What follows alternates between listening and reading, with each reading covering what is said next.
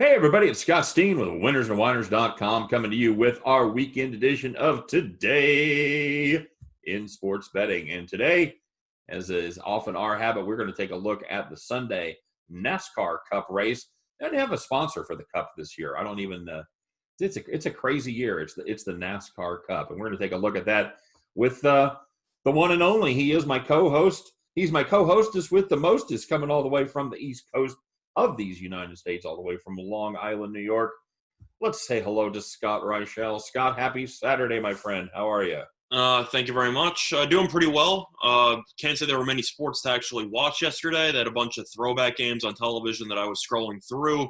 But for the most part, ended up watching some movies, just hung out. And yeah, I'm looking forward to seeing how some of those horse picks came out that we gave out yesterday.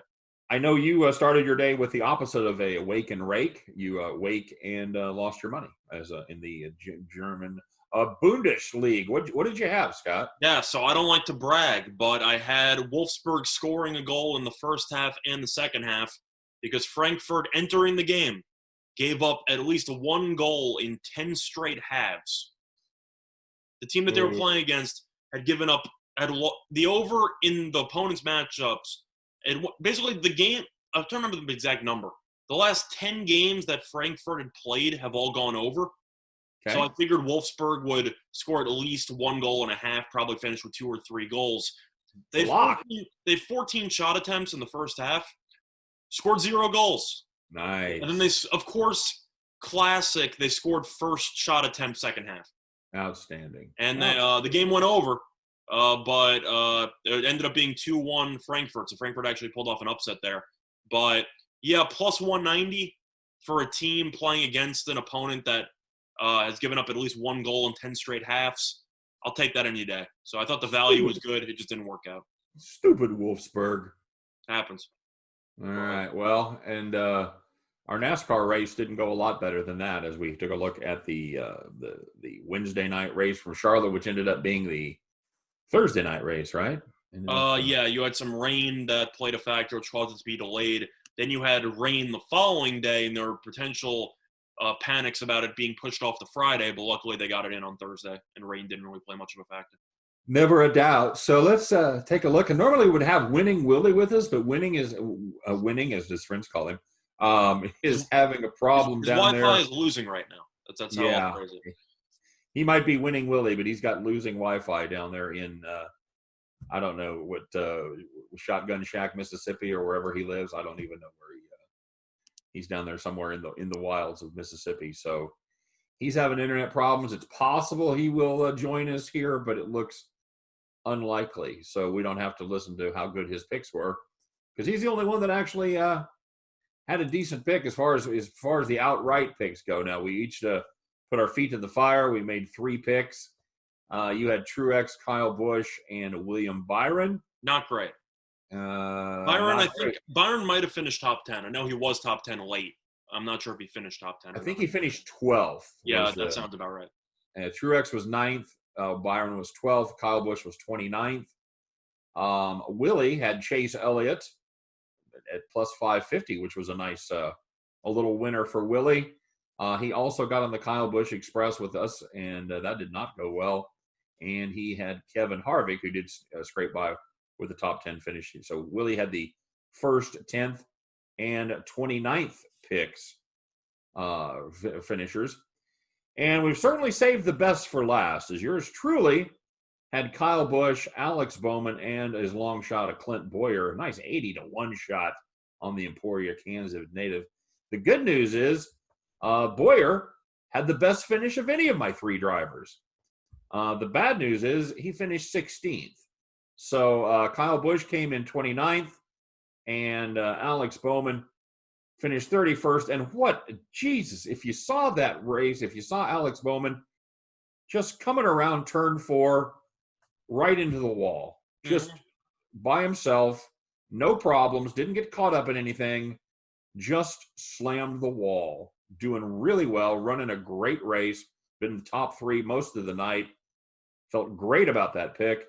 And lo and behold, about, 2/3 of the way in, just crunched the wall. And he was pretty much done being a factor in that race. So The way I did it, Scott, I added up the total of our 3 picks. Figured whoever had the lowest number would probably be the best picker. I think Willie won.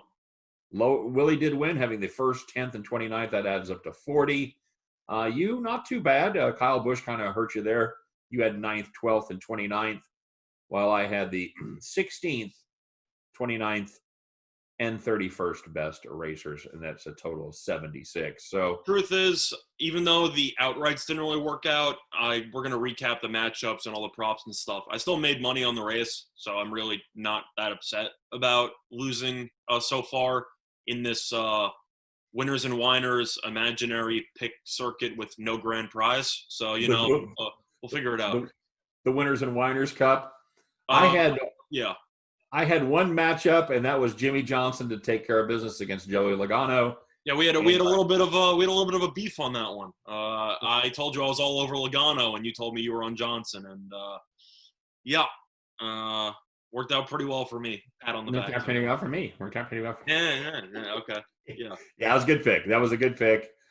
Jimmy Johnson, not a terrible night, ended up finishing 11th. No, he started 40th. So, I mean, he did well considering the starting position. I didn't expect Logano to perform as well as he did. I thought that he would just beat Johnson based solely on the starting position. I didn't think Logano would win stage 1. I didn't exactly see that coming. But it turned into being a little bit close late because Logano kind of fell off a little bit in the last, I'd say, 30 laps or so. Not nearly as bad as Harvick, who went from first place to 9th in the span of about 10 laps.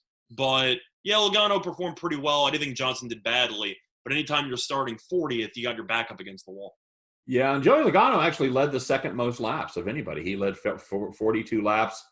Of course, Kevin Harvick led 63 laps, much like you talked about. He fell off the cliff there late. And the guy that led the third most laps was the guy that actually ended up winning, had the good car all night long, and ended up having the massively good car at the end. That was Chase Elliott. Finally broke through, got off the schneid for a couple of, for lack of a better term, let's call it bad breaks that he had in his previous 2 races. Although he certainly had some help with Kyle Busch there with bad break at the 600. But anyway, so that was my one matchup. Didn't do well. What did you hit for your matchups, buddy? So I did pretty well. So the 3 outrights, I lost a unit, 1.33 units on the outrights. Other than that, though, I had Elliott Top Chevy at plus 225 on DraftKings. He won the race, so that was a winner. I had Harvick for 1 unit as being top 4 to plus 325. Looked phenomenal for about, I'd say, 95% of the race. And then in the last, I'd say, 30 laps, you kept seeing Harvick slowly move down the scoreboard, and I was wondering what's going on right now. And Harvick just kept falling further and further behind. So that didn't work out in the end, but I still like the value there, plus 325. And then I had 2 matchups. I had Logano beating Jimmy Johnson at minus 115 on DraftKings, which won. And I also had a Reddick beating Kenseth at plus 100 on FoxBet, and that was sweat-free. So as a whole, I ended up going 3 and 4 for 1.78 units of profit. Can't really complain. Pretty solid night overall. Of course, I wanted Harvick to get the top Ford prop, but anytime you make roughly 2 units there, I can't really complain. Yeah, Tyler Reddick had a nice run in that 8 car. Ended up finishing 14th. Not too shabby at all. While like you mentioned, Matt Kenseth just never a factor. Ended up finishing 23rd in the race, and he was the first car a lap down. Had 22 cars that actually ended up on the lead lap. No real. I guess a couple of who stands out as like the biggest surprise in the top 10 to you? Anybody? I can't say I was fully surprised by that much, especially since it seemed like the same drivers were pretty much winning the race for the majority of the time. I mean, of course, the field opened up a little bit more once Bowman smashed his car into the wall. But was I really surprised by that much? I mean, you might have had a couple of fringe top 10 positions, which surprised me. But I can't really say that anything substantial really blew my mind, so to speak. I guess finishing 4th, sir. I was going to say Ricky Stenhouse Jr. coming in 4th was surprising. Kurt Busch coming in 5th. I mean, Kurt Busch has actually performed pretty well over the last couple of weeks. Austin Dillon coming in 8th after a solid performance, I'd say the previous Sunday. I didn't think he'd really duplicate that. But as a whole, Ryan Blaney looked pretty good as well. Biggest surprise was probably Stenhouse, but that's pretty much it. You had any other surprises? No, I kind of have reverse surprises. I was surprised the Toyotas didn't do better.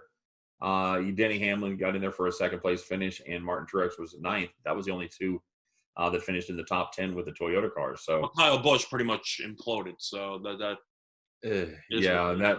and that's pretty much the case for all of Joe Gibbs Racing. Not a great night for the old ball coach there. So, I'll tell you what, uh, though. The one thing I was happy about was that even though Byron, who I got at 20-1, came in 12th, Eric Jones came in 26th. So I was closer.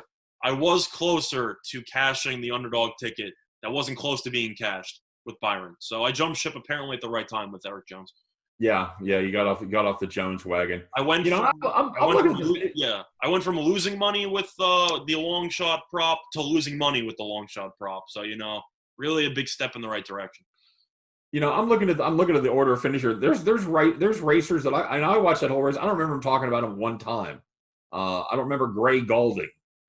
You remember Gray Galding? No, can't say that rings a bell. Yeah. BJ McLeod. I can't say I'm familiar with Brennan Poole. I can't say I know Joey Gase. Yeah, these guys, of course. I think the classic when Garrett Smithy ended up completing the same number of laps that you and I did, Scott, which was 0.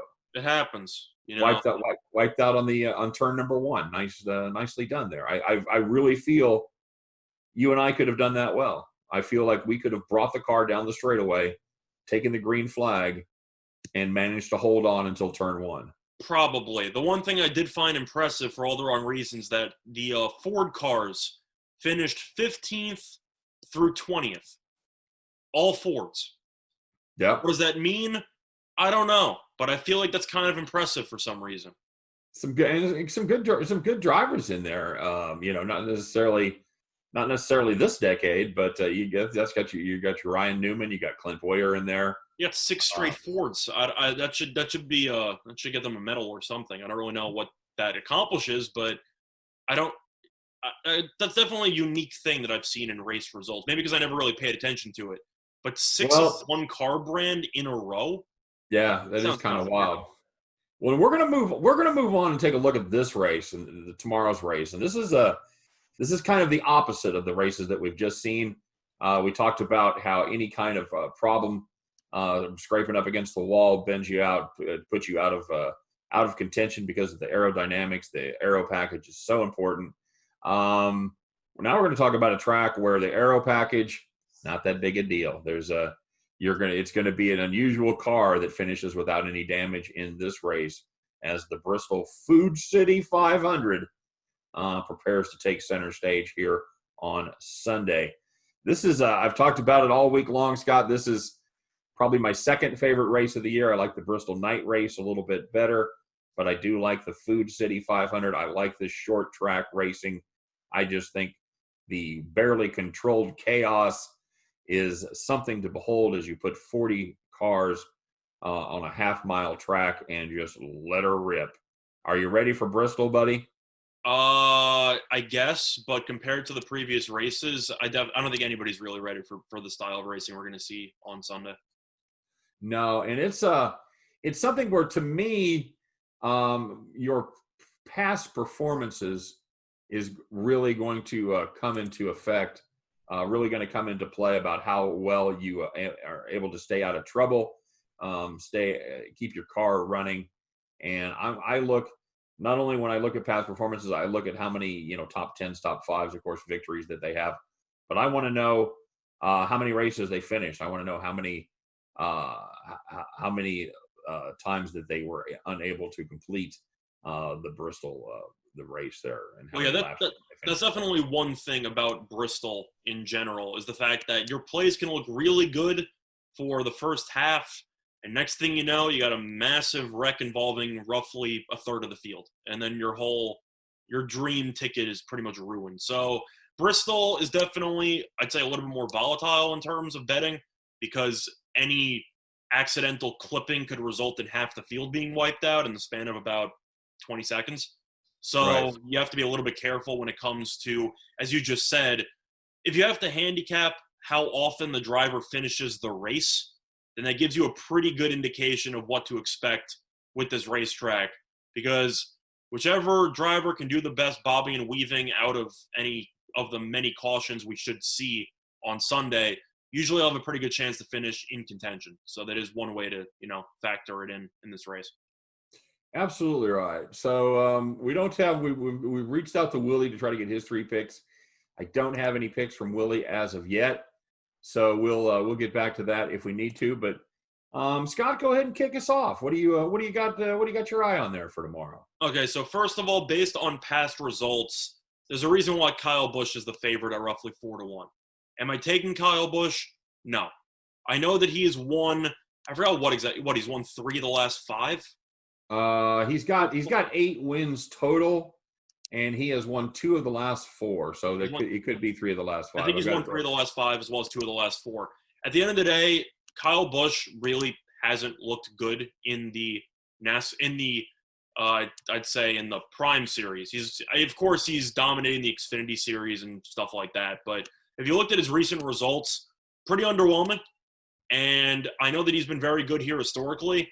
I'm not interested in laying 4-1 with a driver who hasn't finished, I'd say, in the top 5 lately on a consistent basis. So I am a bit concerned about that. I know he's starting 7th. So for me personally, I have no interest in taking Kyle Busch. I know that he finished 2nd at Darlington the 2nd time, and he finished 4th in Charlotte, but came in 29th last week. He hasn't won a race all year. I'm not going to suddenly pick him to win the race at 4-1. I don't think there's enough value on that. I think he should be closer to 6 or 7-1.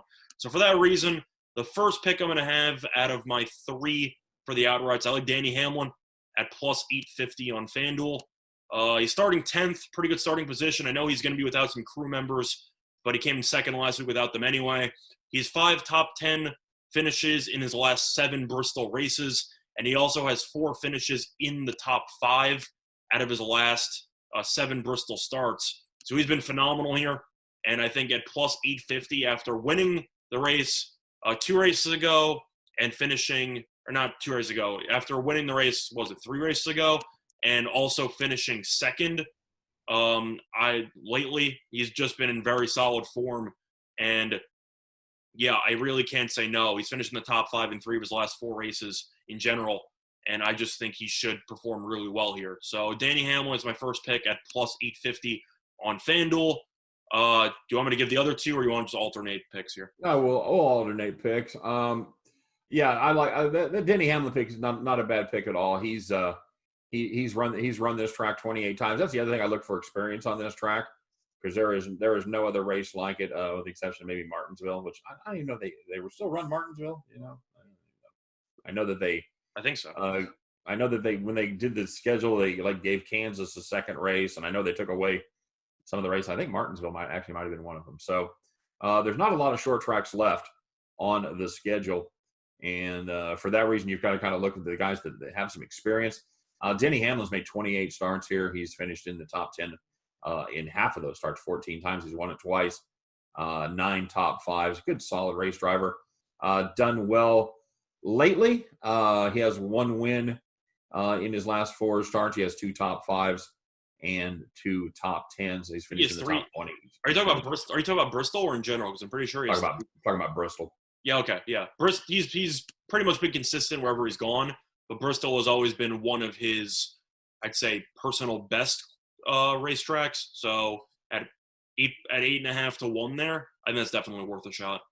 Well, and this is a situation where you've got to keep an eye on where the pit stalls actually are, because they've got the pits on the front and the back side, and you do not want to be on the back side at all when it comes to pitting at Bristol. And that's and I got to tell you, that's going to keep me away from a pick that I actually like, and I'm not going to play him, but it is something that you talk about a guy that has had success is Kurt Busch. Kurt Busch won this race 6 years in a row, and he's done well the last 4 races. He's got 1 win. He's got 3 top 10s in his last 4. But I don't like that backside pit stall for Kurt Busch. I'm trying to talk myself out of this, because you're getting a good price on him. I can get Kurt Busch at 14-1 on. Truth is to interrupt, I also had him, and he's 18-1 on DraftKings. Got him at 18-1 on DraftKings.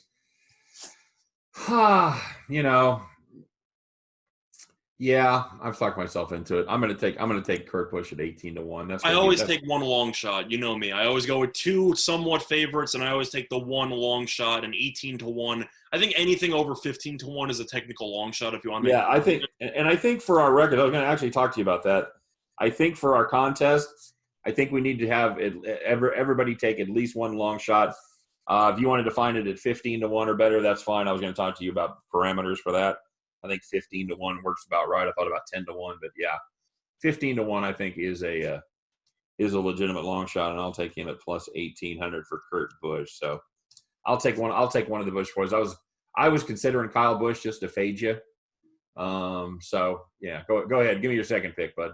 Well, my second pick, the third one was Kurt Busch, so I guess I'll just go more in depth on Kurt Busch.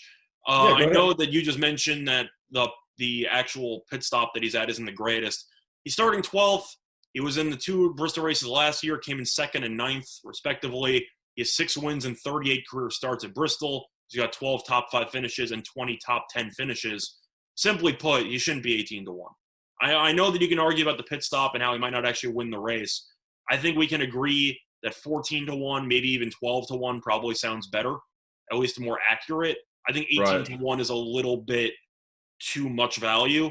So for that reason, he has the experience. He knows how to avoid the big wreck, which is an issue that some of the younger drivers might be rudely awakened by, the likes of Byron and maybe an Alex Bowman type or Eric Jones, who just might be overwhelmed by the mass amount of carnage in front of them. I think Busch should find a good way to navigate. So 18-1, I think there's just too much value there not to take, at least for my signature third of a unit on the long shot. So I'll go with Kurt Busch there as my second pick. Yeah, and those guys that you mentioned, a lot of the new generation, your Alex Bowman, your Austin Dillon, Eric Jones, William Byron, those guys have all made 4 starts here in the last 2 seasons, and not done well. They have not shown the ability to get it done at Bristol, and they have to have the patience. And I'm not sure these youngsters have the patience and the skill to navigate a pretty busy track, because this is a track where, if I'm not mistaken, I think they run lap times, yeah, somewhere in the 18, 19 second. I'm probably even less than that. I'm out over my skis here, but my point is, it doesn't take long to go a lap down. You will have somebody a lap down probably within the first 10 or 15 laps. They lap the field. It doesn't take long to get buried at this track. So you've got to stay on it, and you've got to, at the same time, you got to be patient. So it's a weird kind of mix. So yeah, I don't like any of the youngsters. I'll tell you a surprise pick, and I'm probably going to go, if I can find a top 10 pick on him. I would like to see, you got top 10 up there with DraftKings. I have top 10 on Fox Bet and DraftKings. I want to know what Daniel Suarez is. Okay, let me see. So Suarez is 8-1 for the top 10 on Fox Bet, and he is, I think he's 11-1 on DraftKings. He's 11-1 on DraftKings. All right, put me down. It's not going to be one of my 3, but put me down for Daniel Suarez, top 10 at 11-1. Well, the top 3 are just for the outright, so that doesn't even include the props and stuff. So that's fine. Okay, all right. All right. You can put yourself down. You're the host here. You can. Yeah, I know. Okay. All right. Well, I'm just saying, I'm making Daniel Suarez top 10, an official play, and this is a guy that has had a great deal of success at Bristol. Now he usually doesn't have the equipment to run at the top. He's not going to be a threat to win the race, but he is a solid racer. He's made 6 starts there. He has 2 top 10 finishes, and he has not finished out of the top 20 in any of his starts, despite the fact that his average starting position is 17.7. So he's only, his worst finish there has been 18th in 6 starts. I like Daniel Suarez to sneak in there and pick up a little gravy. He's got a bad starting spot as well. He's got a bad pit, which is pretty much what he normally has there. He's starting 37th. He's going to be pitting on the backside as well. But I'll take Daniel Suarez in that 96 car to finish top 10. Now, as far as my second pick Well, goes, sorry, just to quickly interrupt there. I see Suarez. I'm not trying to entice you to lose money, but I see Suarez to win the whole race is 60,000 to 1. Or 60, he's a plus 60,000. so what does that make? 6 plus 600 then, right? It's $1 to win $600. So yeah. Yeah. So I don't know if that's interesting to you or not, but I'm just saying he is plus 60,000. no, I don't think he can win. Would I want to make him my official long shot? I do not. But that's awful tempting. That's awful tempting at I'm just throwing 600. it out there. I mean, I accidentally said 60,000 to 1, so it's not that tempting. But it's plus 60,000 definitely is potentially worth $2 to win over $1,000. Trying to see what I had him at here. Yeah, I've got him at 500, and I've got him at 500 on Bet Online. And I think DraftKings is the best line on him. Yeah, it kind of looks that way. I've got him at 250 on my bookie, so killing me there. I think I'll just take my top 10 with Suarez. Boy, you talk about kick. I'll kick myself for the rest of the year if Suarez wins that one. I don't think you'll forget it for a while. And in reality, Scott, now that you've said that, I'm probably going to have to put $5 on Suarez to win. I mean, on DraftKings, it makes sense. It's $5 to win $3,000. That's what I'm saying. It's worth $5 not to have to listen to myself bitch for the rest of the season. Well, I mean, if you're going to spend money on lottery tickets and scratch-offs anyway, you might as well throw a little bit of coin there to win $3,000. You're definitely playing a scratcher right there with Daniel Suarez. So we'll see what happens. Now moving on to guys I think actually might have a little better shot. Wait, so your first choice was Kurt Busch, right? Yeah, my first choice was Kurt Busch. Okay. I'm gonna take Chase Elliott here, and I've got a good price on him on Bet Online. Chase Elliott is the second favorite at plus 450, but I can catch him on my bookie at plus 800. Fox Bet is plus 900. Okay, all right. Well, then that's the official line I'm going to use. I'm gonna take him to win at plus 900, and he is a guy that has had a lot of success at Bristol. He's run this track 8 times. He's got 4 top 10s. He's got 3 top 5s. He's never been able to break through for the win, but he's finished 3rd in that race. And if you look at the recent drivers at Bristol, he is the top driver as far as the average finish. So we'll see what happens with him. He's kind of a hit or miss guy. He has finished in the bottom. He's finished 29th there at Bristol, so he has run into problems, but he has no DNFs, and generally he's able to keep his nose clean. 7 starts, 7 times he's run in the top 20. To me, if you're running top 10, top 20, it means you're right in there pitching, and you've got a shot to win the race. I'll take the hottest driver on the circuit right now. Give me, I think that's a bargain price. Give me Chase Elliott at plus 900 to get it done there in Bristol. Yeah, I'm going to mention a prop that I have with Elliott later, but I don't have him as one of my 3. Definitely solid value at 9 to 1. I definitely think that makes sense, especially after he pretty much should have finished probably top 2 in each of his last 3-4 races. Yeah, I mean he's been phenomenal. I mean there's no way to sugarcoat. He's been great. So my third pick here, it's going to be somebody who has had success here in the past. I know you're not the biggest fan of him, but we've discussed him in the past. It's going to be Joey Logano at 8 to 1 on DraftKings. He's starting 3rd, so he's got very solid starting position. Once again, not really sure how important that is in today's NASCAR, but it's better to start 3rd than 37th. So I'll take that starting spot. He has 7 top 10 finishes in his last 9 Bristol starts. If you do the math there, it's pretty good. Logano also led 146 laps, and he finished 3rd in last year's Food City 500. He's been great here historically. I know that I'm not the biggest Logano guy as an overall racer, but this is probably his best track on the entire circuit. So at 8-1 there, I think he's definitely worth a play. So Logano at 8-1 will be my third choice on the outrights. All right, I got you, bud. And Do you have any thoughts on Logano there?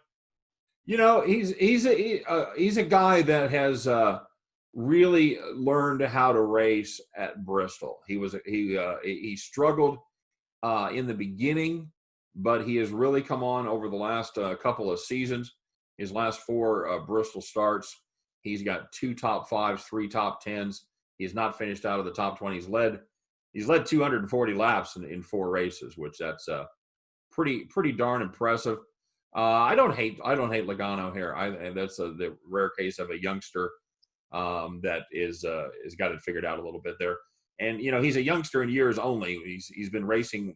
What did we talk about this before? I think this is his 7th or 8th season. Feels like it's his second year, but he's been around for about 7 years. Yeah, nothing makes me feel older than knowing Joey Logano is closing in on 30. The second Joe Logano changed cars, I felt old because I still remember him with the Home Depot car. Driving Tony's old car, absolutely. So yeah, that's not a bad pick at all. I don't hate that. And what have you got? So you've got Hamlin, Busch, and Logano. I've got Kurt Busch, Chase Elliott.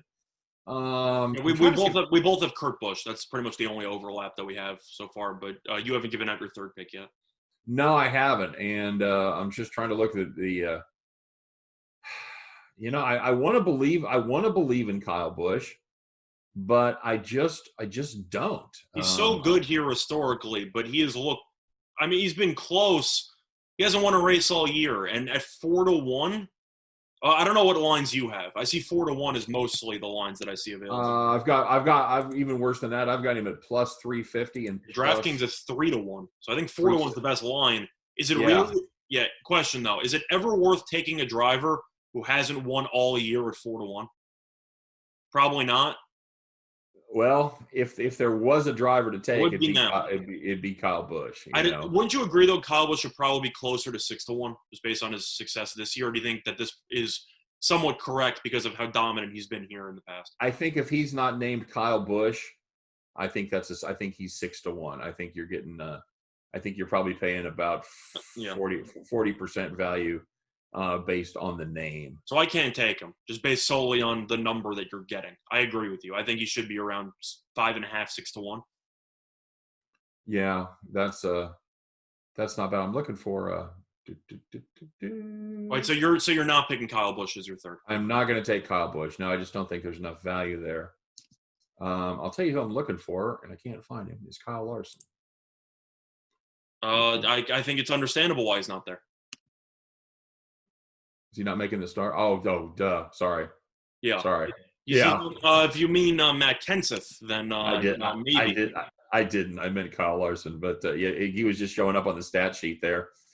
I kind of forgot about his little problem that he had. So yeah, I don't think he's gonna be racing anytime soon. Besides in the minor, triple minor league, truck race. So no, I don't think he's going to play a factor. He's certainly not going to be racing tomorrow.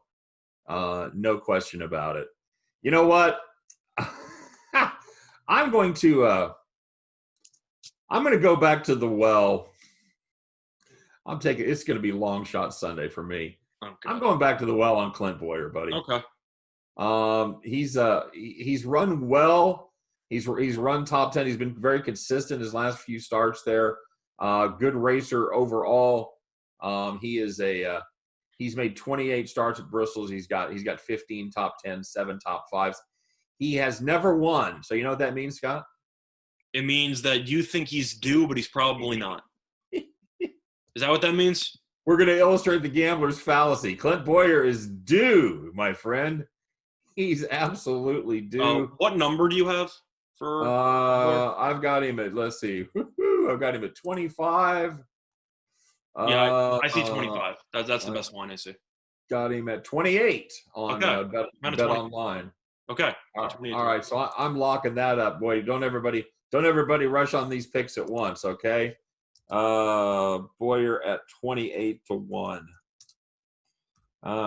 Something tells me I'm going to have a disappointing Sunday tomorrow, but That's the we'll spirit. see. That's We'll the see. spirit. I'll tell you what. If I hit any of them, I'm going to be a happy man because my Your original third pick isn't racing, so you had to pull an audible and go with your fourth pick. Happens, man. Oh yeah, why am I not finding Kyle Larson? Oh yeah, that's right. It happens, man. He's a virulent racist. That's why. Okay, so yes. All right, so let's talk about some props, buddy. I've given you my sneaky prop, my Daniel Suarez top 10 at 11-1. I do like that pick. What else you got? So last week I gave out one of my matchups being Reddick over Kenseth. I know Kenseth has been pretty solid at Bristol over the course of his career. I'm going to take Reddick again. I know that it makes sense if you want to look at experience and say Reddick has a better chance of crashing. Maybe so, but the way that I see it, Reddick has raced at Bristol 5 times in the Xfinity Series. He's never finished worse than 11th. I know the Xfinity Series is worse significantly in terms of competition, but if you're finishing 11th or better in a racetrack that's known for having a decent amount of cautions and accidents, it means you do a pretty good job, typically, of avoiding the crashes and actually finishing the race. Meanwhile, Kenseth, even though he's been very good here, he hasn't raced at Bristol since 2017. So I got to question how much rust will play a factor, since he isn't going to be as familiar or with the track as he was in his prime. And third of all, Kenseth has been terrible lately. After backing him in his first race, and he finished 10th, he's finished 23rd or worse in each of his last 3 races. And Reddick currently is minus 115 on DraftKings. I don't like the way Kenseth has performed lately, and I do think Reddick is a bright spot for the future. And for that reason, I think Reddick should probably be closer to minus 125, minus 130. So for that reason, minus 115, I'll take that to the bank. So my first play is Reddick over Kenseth at minus 115 on DraftKings. All right, I'm going to go with a driver I briefly mentioned, and another driver who's certainly been fading. I'm going to take Ricky Stenhouse Jr. Matching up against Ryan Newman. Ricky Stenhouse has been a decent driver there at Bristol. He's got 14 starts. He's got 4 top 5s. As far as Ricky Stenhouse, got 6 top 10s. So it's a guy that's is done well there in his 14 starts. Ryan Newman, on the other hand, has 36 starts, and Bristol has not been his friend, as he has just 19 top 10 finishes in those 36 starts. So I'm going to take Stenhouse at minus 118 over Newman. Right there. I actually had that circled as one of my potential plays, but I decided not to pull the trigger on. Because Stenhouse, even though he has the potential to be solid, he's also one of those drivers who can easily flame out at any moment. Absolutely. And that's why I personally pass. Because is Newman good on this track historically? Not really. Has he been good lately? No. But I think there's a better chance of Stenhouse crashing in the first 10 laps than Newman. So I kind of passed on that, but I do think there is value there. Do you have any thoughts on the Reddick versus Kenseth one? Because I know Kenseth historically has been good, but having not raced there in roughly 3 years, I think is a little bit concerning. Well, and the other thing that you have to remember about Kenseth is he's not driving really top tier equiment. Yeah, at least compared to what he used to be driving. Right. He's driving that 14 car, and the 42 car for Chip Ganassi, and he has previously driven the 17 for Roush. So and then he drove for Tony at Stuart Haas. So yeah, it's definitely taken a step back as far as his team goes, as far as the car goes. So I'm not sure how much of that you put on Kenseth and how much of it you put on his equipment. But and even in great equipment, he hasn't done great at this track. So I don't hate that pick at all. I think that's a solid matchup there for Reddick. I think Reddick is an up and comer, like you said, kind of a ray of sunshine with the youngsters there. Minus 115 seems a little bit low to me. I feel like that should be a little bit higher. I think it's a good price. That was the only matchup I had. I have a couple props. Do you have any other matchups you want to talk about quickly, or no? Let me look real quick. That was the only ones that really stood out to me. We talked about it a little bit off air before we came on. I like Austin Dillon over Christopher Bell. I'm not sure I'm ready to lay 177. Yeah, that's a little bit too high for me. As more matchups get posted, I'm going to keep an eye on that one, see if I can catch that price. Somewhere closer to 2 to 3. It's kind of the level I would be comfortable in. There were a couple more that I was on the fence about, and I'm kind of curious what your opinion is. I thought about potentially pulling the trigger on Keselowski minus 125 against Truex Jr. because Truex has really not fared too well here historically. But I don't know. I know Keselowski's on the pole, but is minus 125 a bit high? I feel like that's a little bit too high. I think that should be closer to minus 1, I'd say 18, minus 120. But it definitely was one that originally caught my eye. And who you got him over who? Keselowski minus 125 over Truex. Yeah. I didn't officially take it. I'm just curious what your thoughts were on that. Two guys that don't particularly run well. I know that's the problem. But Keselowski's on the pole, so you can make an argument. But I don't know. I'm kind of torn there. I'm not really interested. And the other one, which I think you will be interested in, but I didn't pull the trigger, was Jimmy Johnson minus 125 against Eric Jones. And I did not touch it. But I know Johnson, he's run this track so many times in comparison to Jones. And I think Johnson probably should be poised for a top 10 finish, probably around 9th or 10th. I think there's a better chance Jones flames out. I didn't take it, but I think you'd probably agree that Johnson minus 125 is decent in terms of value.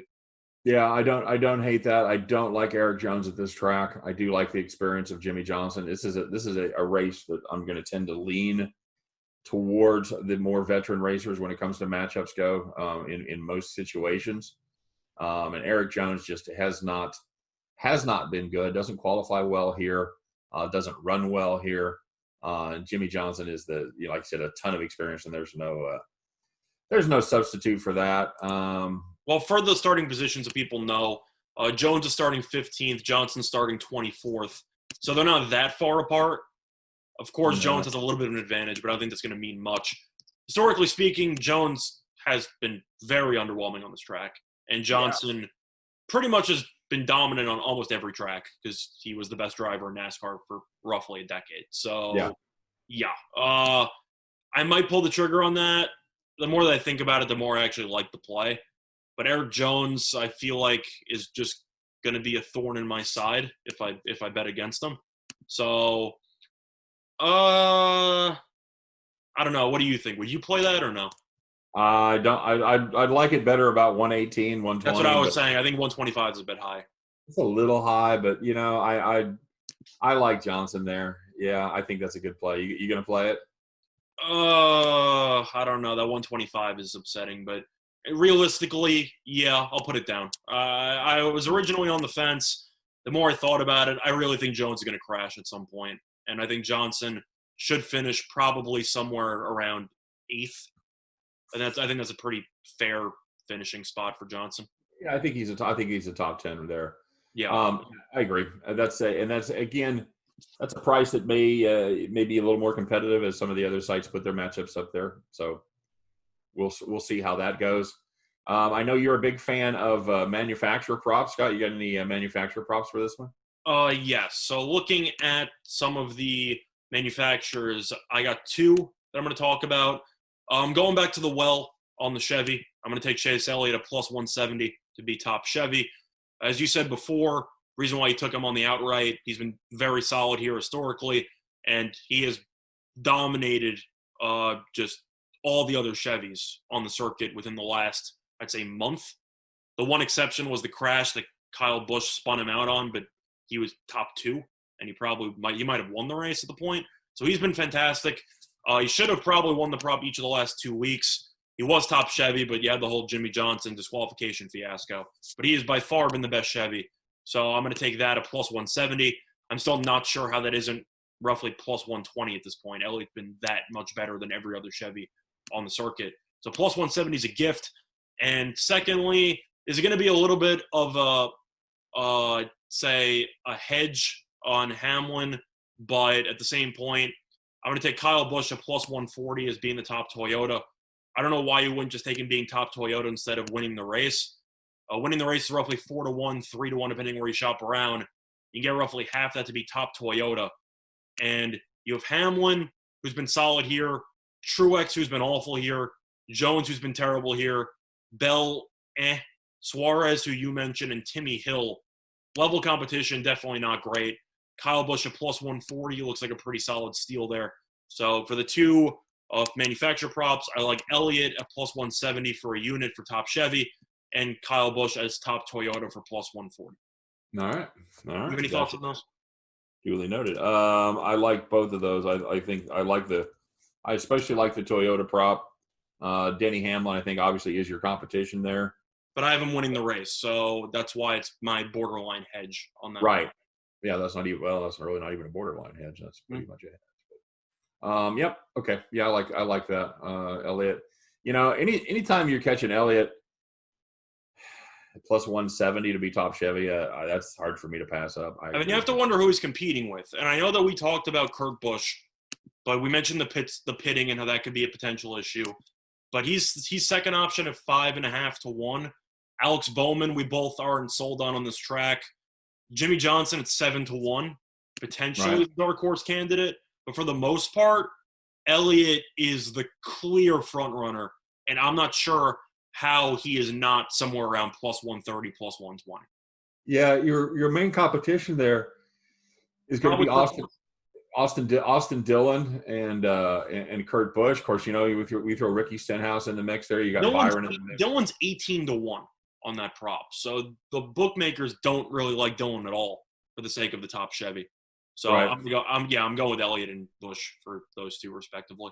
Yeah, Austin Dillon is a guy that hasn't had a lot of success at this track. Has never had a top 10 finish in his last four. Bristol starts. Do you play both of those or no? Yeah, I would play both of those. Austin Dillon is not good. Two top 10s in 12 starts, just 8 times in the top 20 in 12 starts. So yeah, he's going to be, I would guess, a non-factor in this one. I like both of those. I give you my seal of approval. So that pretty much dooms those picks. Sorry, buddy.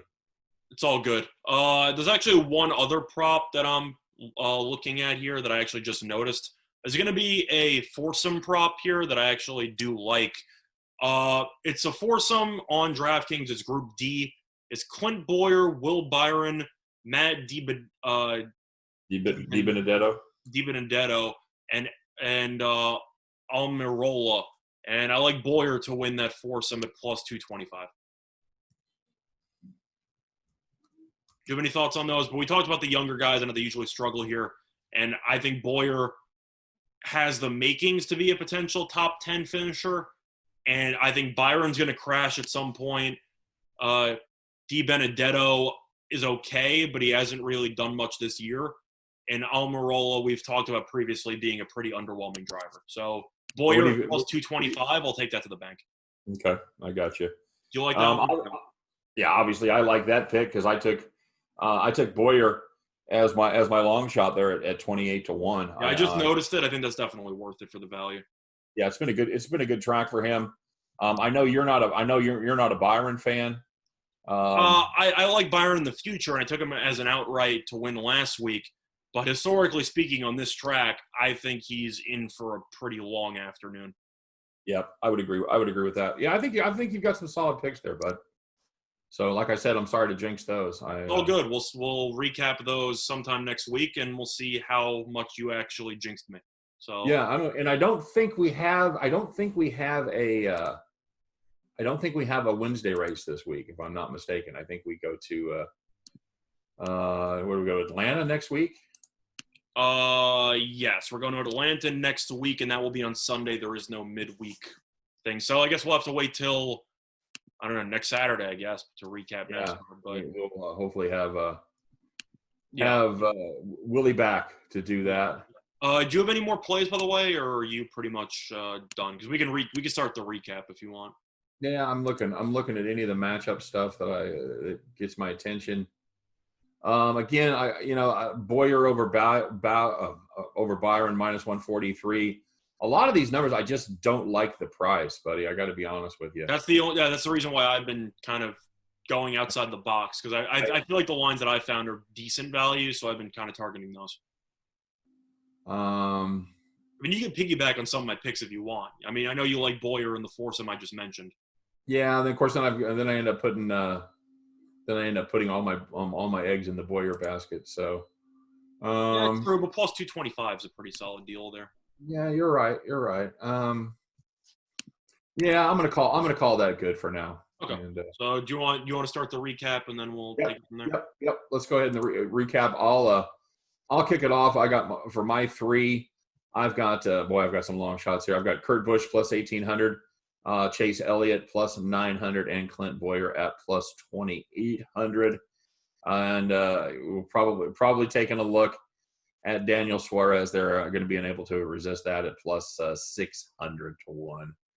That's not one of my official three. That's just kind of a little throwaway there for a tenth of a unit, a half a unit, whatever you want to play that for. And as far as my I had Suarez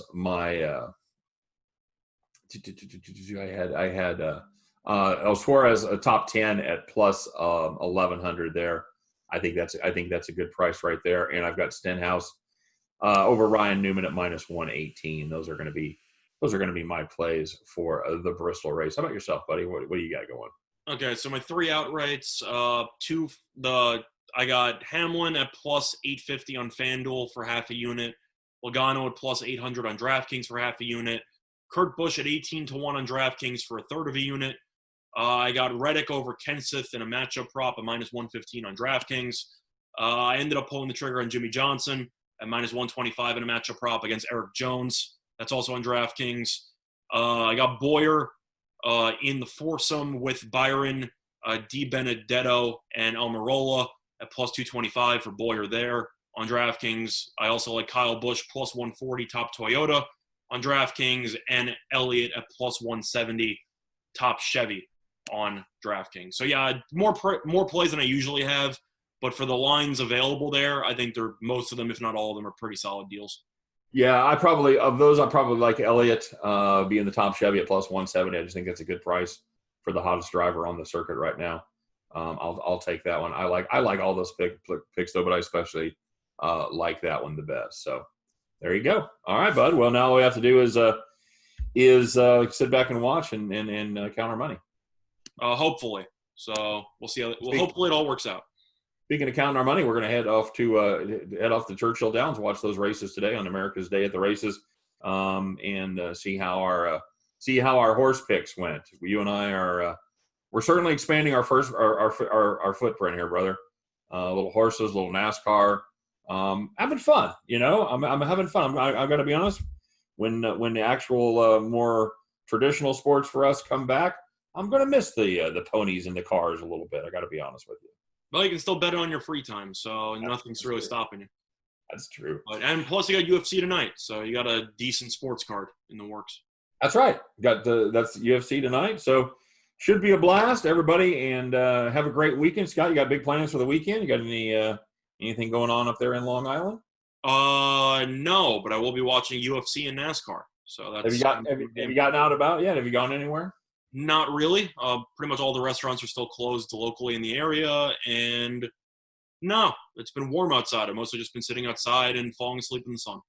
Well, our restaurants are starting to open up, and it's been absolutely nuts, Scott. We drove by a restaurant last night, and it was one of the ones that has an outside smoking area, and it was absolutely packed. A little bit of a biker bar. Just wall-to-wall people. Of course, Lake of the Ozarks, about 2 hours from my house. Everybody saw the viral video last week where everybody was jammed in there at a nice little spot. Actually, I've been there down there at that bar, Lake of the Ozarks. See some good bands there, but it was crazy. So it is in Missouri, my friend. We've decided it's over, and even though we had the highest death total since this all started yesterday, so. New York seems to not really be interested in starting anything up anytime soon. Cuomo just seems wanted to take the conservative route. Whether or not you agree with it or not, that's just the reality it is. So I don't think New York's going to be opening restaurants in full capacity anytime soon. And we've gone the other direction here in Missouri. We've decided that we have a very short attention span, and it's really weird in different parts of the city. You go into some grocery stores, 90% of the people are wearing masks. You go into grocery stores in other parts of the city, nobody's wearing masks. So I'm still at home. I still believe, man. So we'll see what happens. Fingers crossed for the best outcome. Hopefully some sports will start to come back around. Scott, quick word on baseball. Doesn't look good, does it? I don't want to say on behalf of both of us, I told you so. Yeah. But it's looking like a little bit of an I told you so. So yeah, we said this was the week when it really had to happen, and it ain't nothing happened. It got worse. So yeah. Yeah, it really did. So it doesn't. NBA though did announce they're going to be probably starting the season back up July 31st. So there's been an official plan in place. You have any thoughts on that?